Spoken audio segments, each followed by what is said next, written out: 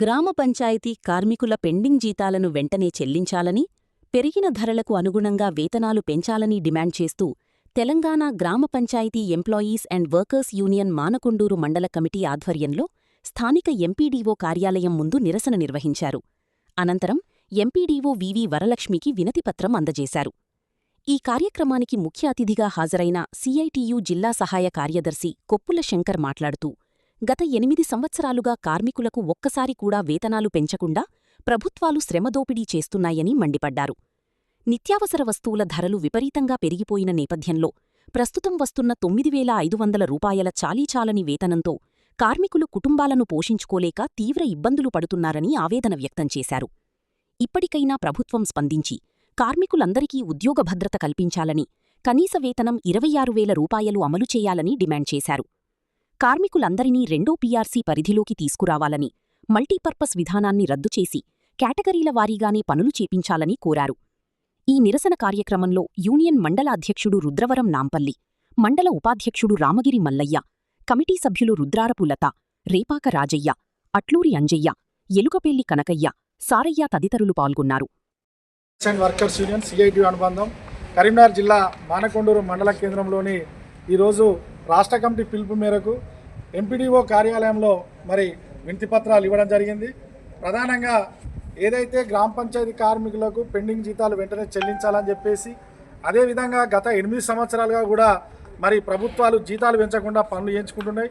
ఇదే కాంగ్రెస్ ప్రభుత్వం ఎన్నికల ముందు మేము అధికారంలోకి వస్తే కనీస వేతనాలు అమలు చేస్తాం, ఉద్యోగ భద్రత కల్పిస్తామని చెప్పడం జరిగింది.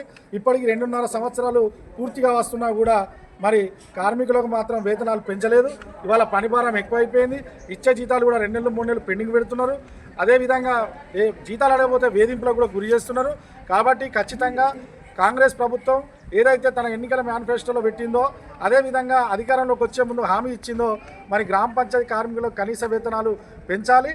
ఏదైతే స్థానిక సంస్థల జీవో నంబర్ 60 ప్రకారం కనీస వేతనం 26,000 చెల్లించాలని కోర్టు చెప్తున్నప్పటికీ కూడా స్థానిక సంస్థల ప్రకారం పీఆర్సీ ప్రకారం 16,500 అయినా కూడా అప్పటి వరకు చెల్లించాలని చెప్పేసి మేము డిమాండ్ చేస్తున్నాం.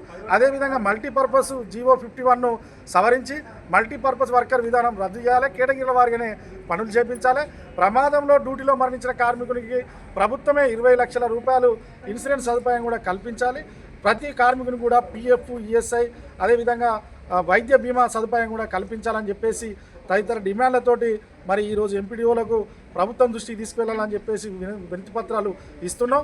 అదేవిధంగా జూన్ 8వ తారీఖు నాడు కూడా పెద్ద ఎత్తున కూడా కరీంనగర్ కలెక్టరేట్ వద్ద కూడా ఆందోళన ధర్నా కార్యక్రమం నిర్వహించి కలెక్టర్ ద్వారా కూడా ప్రభుత్వానికి చేరే విధంగా కార్యక్రమం చేస్తున్నాం.